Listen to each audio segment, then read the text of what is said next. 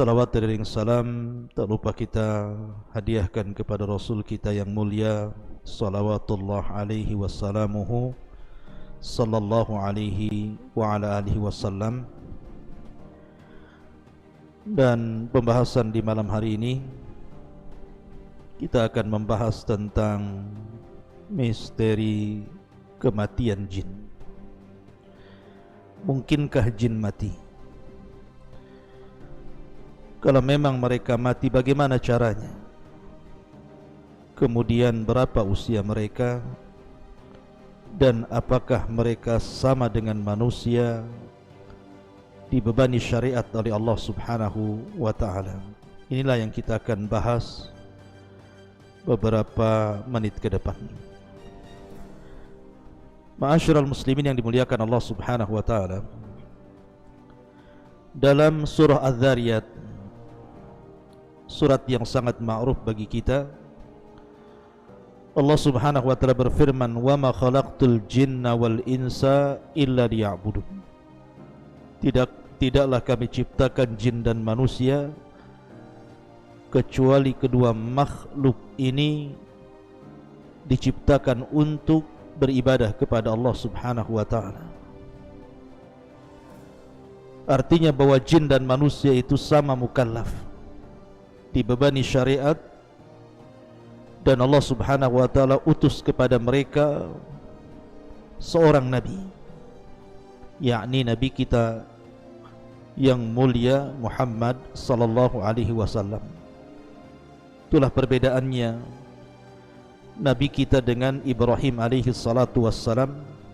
Kalau Ibrahim diutus kepada seluruh manusia, tetapi Rasul kita bukan hanya seluruh manusia, tetapi juga seluruh bangsa jin. Ma'asyiral muslimin yang dimuliakan Allah Subhanahu wa ta'ala, di dalam Al-Quranul Karim Allah Subhanahu wa ta'ala berfirman, tepatnya dalam surah Ar-Rahman ayat 26 sampai 27, "Kullu man 'alaiha fan wa yabqa wajhu rabbika dzul jalali wal ikram."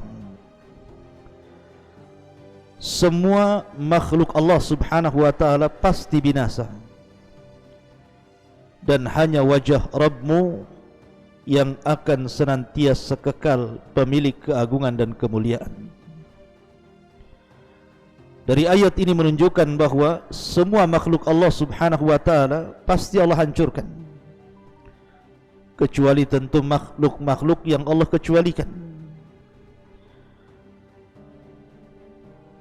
Dan dari sini juga kita mengetahui bahwa jin dan juga manusia, keduanya makhluk Allah Subhanahu wa ta'ala yang akan binasa.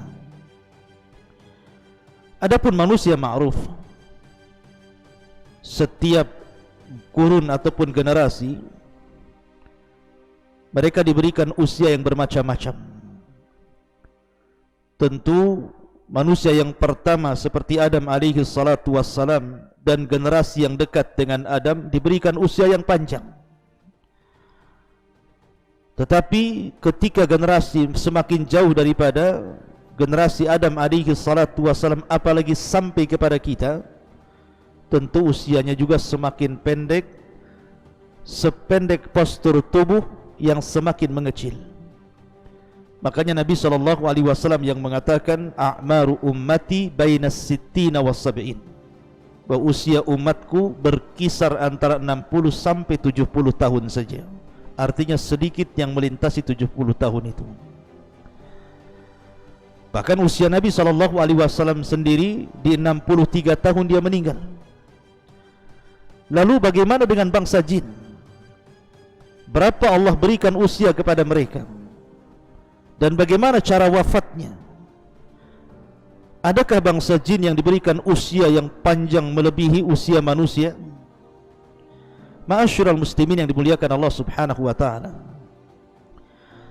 kita tahu bahwa jin itu memiliki beberapa golongan. Golongan yang pertama adalah jin yang Allah Subhanahu wa ta'ala kekalkan usianya, dan baru Allah Subhanahu wa ta'ala wafatkan dalam tiupan sangkakala yang pertama. itulah yang disebut dengan iblis laknatullah alaihi. Karena iblis itu bagian daripada jin. Allah Subhanahu wa taala berfirman dalam surah Al-Kahfi, illa iblisa kana minal jinni fafasaqa an amri rabbi. Kecuali iblis yang tidak mau sujud kepada Adam, dia bagian daripada jin, dan dia jin yang fasik terhadap perintah Rabbnya. Dari sini menunjukkan bahwa iblis bagian daripada bangsa jin. Lah iblis ini Allah kecualikan atas permintaan dia sendiri. Dia mengatakan, fa'anzirni ila yaumi yub'atsun. Ya Rabb, tangguhkan usiaku sampai hari kelak semua makhluk dibangkitkan. Maka Allah Subhanahu wa taala mengabulkan permintaan iblis dan mengatakan, fa innaka minal munzarin ila yaumil waqtil ma'luh. Sesungguhnya engkau termasuk makhluk yang diberikan tangguhan usia sampai batas waktu yang ditentukan. Maksudnya sampai tiupan sangkakala yang pertama ketika makhluk dihancur-hancurkan Allah Azza wa Jalla. Lah kelompok yang pertama, iblis, ini tidak diwafatkan. Sejak diciptakan sampai hari ini dia tetap hidup, dan kelak akan diwafatkan pada tiupan sangkakala yang pertama. Kemudian kelompok yang kedua adalah kelompok bangsa jin yang mereka sama dengan manusia, diwafatkan oleh Allah Subhanahu wa taala sebelum kiamat dibangkitkan. Dan ini disebutkan di beberapa kisah di dalam hadis-hadis Nabi sallallahu alaihi wasallam. Contohnya hadis Abdullah bin Abbas radhiyallahu anhuma. Nabi sallallahu alaihi wasallam suatu ketika berdoa, beliau mengatakan, a'udzu biizzatikal ladzi la ilaha illa antal ladzi la yamut wal jinnu wal insu yamutun. Kata Nabi sallallahu alaihi wasallam, aku berlindung dengan kemuliaan yang tidak ada Tuhan yang berhak disembah kecuali Engkau, zat yang tidak akan pernah mati, sementara jin dan manusia mereka pasti mati. Artinya bahwa jin dan manusia mereka pasti mati sebelum kiamat dibangkitkan. Ma'asyiral muslimin yang dimuliakan Allah Subhanahu wa taala, adapun sebab kematian jin disebutkan para ulama. Di antara mereka ada yang mati karena disambar oleh meteor-meteor, gugusan bintang yang Allah Subhanahu wa taala lempar kepada mereka lewat para malaikatnya. Dan itu disebutkan dalam Al-Qur'anul Karim banyak sekali. Di antara fungsi bintang itu salah satunya adalah untuk melempar jin yang berusaha naik ke langit untuk mencuri dengar dari perkataan para malaikat yang diwahyukan Allah kepada mereka. Karena dahulu di zaman jahiliyah, jin-jin ini biasa naik ke langit sebelum diutusnya Nabi SAW. Dan mereka memiliki pos-pos di langit itu untuk mencuri dengar apa yang difirmankan Allah kepada para malaikat. Apabila mereka mendengar satu kalimat, maka mereka akan menyampaikan satu kalimat kepada yang di bawahnya. Kemudian yang di bawahnya akan menyampaikan kalimat itu kepada yang di bawahnya lagi, sampai kepada jin yang ada di bumi. Dan itu sudah dicampur adukan 99 kedustaan.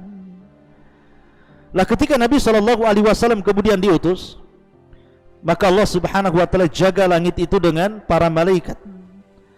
Makanya satu jin pun sudah tidak sanggup lagi untuk mencuri dengar, karena setiap kali mereka naik ke langit, maka mereka akan ditembak oleh meteor-meteor, oleh gugusan-gugusan bintang untuk menjaga langit dan supaya wahyu Allah Subhanahu wa taala tidak tercampur adu dengan ucapan para dukun.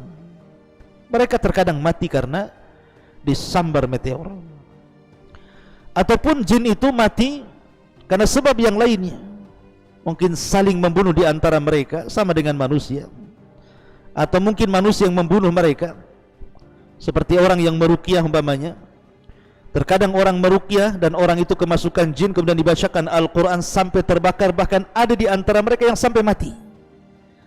Ataupun sebab yang lainnya seperti maunya mereka sakit atau sudah tua. Tapi yang jelas bahwa ada kemiripan antara jin dan juga manusia dalam kematian. Walaupun tentu jin akan berbeda dalam kekuatan dengan manusia, karena ada hal-hal yang manusia kalau melakukannya pasti mati, tapi jin tidak mati. Seperti umpamanya manusia yang menyelam ke dalam air tanpa alat satu pun, tentu dia akan mati kehabisan oksigen. Tetapi ada jin-jin itu yang bisa masuk ke dalam air dan mereka tidak mati. Mereka bisa berhari-hari dalam air itu, atau mereka bisa terbang ke langit tanpa alat sampai kepada langit yang sudah tidak ada oksigen lagi, mereka bisa. Dan itu tidak bisa dilakukan manusia kecuali menggunakan alat ataupun kecuali karena izin Allah Subhanahu wa taala, seperti Nabi SAW di Isra Mi'rajkan sampai ke Sidratil Muntaha. Tapi yang jelas bahwa jin-jin ini bisa mati. Termasuk juga jin yang tasyakkul, beralih rupa.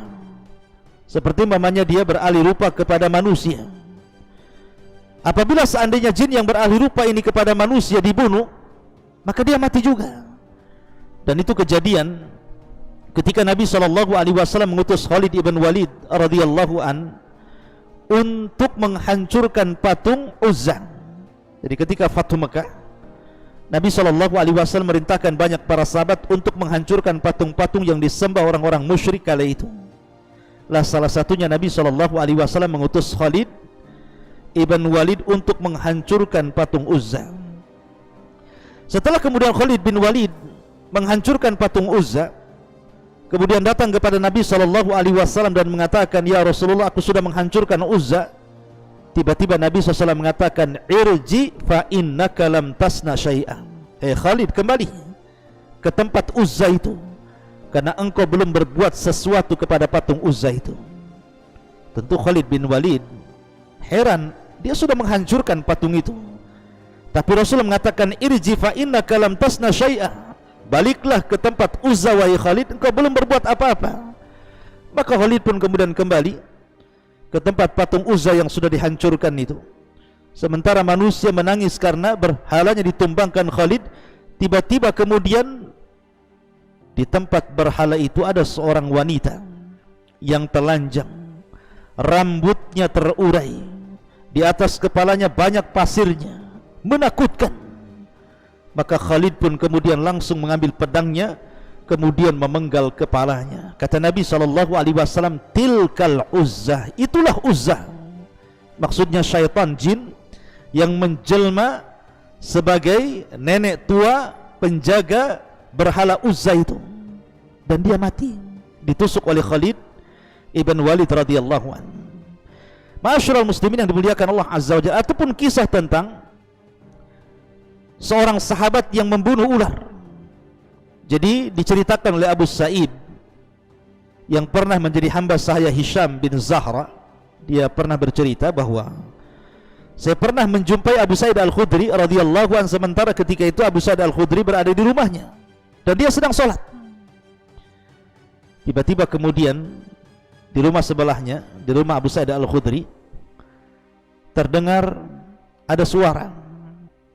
Rupanya dilihatnya ada seekor ular yang sangat besar. Maka tiba-tiba kemudian Abu Sa'id ini langsung bangkit dan hendak membunuhnya.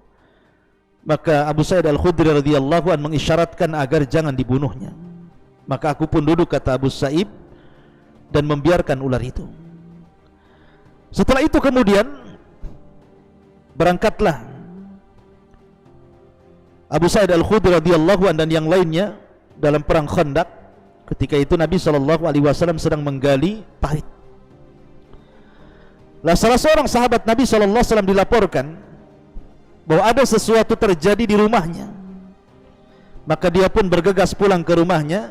Kemudian Nabi SAW menyuruh untuk membawa senjata. Maka kemudian laki-laki ini pun membawa senjata, kemudian pulang ke rumahnya. Kagetnya ketika tiba-tiba istrinya lari dalam rumah, dan di zaman itu tidak ada wanita yang keluar rumah. Maka dia cemburu dan mengatakan, hampir-hampir aku tebas leher istriku karena saking cemburunya. Karena dikhawatirkan mungkin ada laki-laki atau dia bermain di belakang suaminya. Tapi istrinya menenangkan dan mengatakan, jangan kau luapkan cemburumu dulu, tetapi kau lihat ke dalam rumah itu. Akhirnya kemudian anak muda ini masuk ke dalam rumah. Dilihatnya ada ular besar yang sedang berdiri. Akhirnya kemudian diserangnya oleh tombak, dan ular itu juga menyerang. Tiba-tiba saling menyerang. Tombak mengenai ular dan gigitan ular pun mengenai sahabat ini. Dan Allah takdirkan dua-duanya meninggal dunia. Baik ular itu atau sahabat Ansar ini meninggal dunia. Maka kabar ini sampai kepada Nabi SAW, sehingga Rasul mengatakan, istaghfiru li akhikum, mintalah ampun kepada Allah kepada saudara kalian ini. Inna bil madinati jinnan qad aslamu. Sesungguhnya di Madinah ini terkadang ada jin yang sudah masuk Islam. Fa idza ra'aitum minhum syai'a, kalau seandainya kau melihat di antara mereka jin yang berupa ular itu, fa'adhinuhu thalathata ayyam, usir dia dari rumah kalian selama 3 hari. Fa in badalakum ba'da dalik, tetapi kalau seandainya dia tidak mau pergi dari rumah kalian, kata Nabi SAW, faqtuluhu fa inna huwa syaitan, fa innama huwa syaitan, bunuhlah ular itu karena bisa jadi jelmaan daripada syaitan. Lah kisah anak muda ini yang membunuh ular sampai mati menunjukkan bahwa jin bisa mati. Sama dengan manusia juga bisa meninggal. Akan tetapi perbedaan kita dengan jin, kalau jin itu diberikan usia yang cukup panjang, berbeda dengan kita manusia.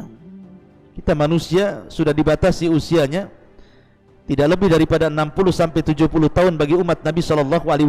Walaupun seandainya ada yang lebih, maka itu karunia Allah Subhanahu wa ta'ala. Tetapi bangsa jin diberikan usia yang panjang-panjang, sehingga usia mereka menjangkau usia manusia. Terkadang manusia sudah 2-3 generasi mereka masih hidup. Ma'asyiral muslimin yang dimuliakan Allah Subhanahu wa ta'ala, dari sinilah kelebihan jin dari segi usia. Tetapi ingat bahwa tidak semua jin itu jahat. Ada jin yang saleh, ada jin yang tidak demikian. Makanya Allah Subhanahu wa ta'ala ketika mengkinayahkan soal jin-jin yang masuk Islam, jin-jin itu mengatakan, wa inna minna salihuna wa minna duna dhalikunna tara'iqa qidada. Di antara kami ada jin-jin yang saleh, tapi di antara kami juga ada yang tidak demikian. Kami ini bertingkat-tingkat. Jadi ada yang mereka masuk Islam seperti 7 jin yang pernah saya ceritakan. Mereka mendengar Rasul SAW membaca ayat Al-Quran, kemudian mereka beriman dan menjadi para duat bagi bangsa jin. Tapi di antara mereka ada yang menjadi pengikut iblis dan terus memusuhi Bani Adam, menyakiti Bani Adam, menyesatkan Bani Adam, sampai kemudian mereka puas dengan Bani Adam mengikuti mereka. Ini di antara sekilas tentang apakah jin mati dan bagaimana usianya. Semoga ini menjadi pengetahuan bagi kita. Subhanakallah bihamdika, asyhadu an la ilaha illa anta, astaghfiruka wa atubu ilaik. Allahu ta'ala alam. Assalamualaikum warahmatullahi wabarakatuh.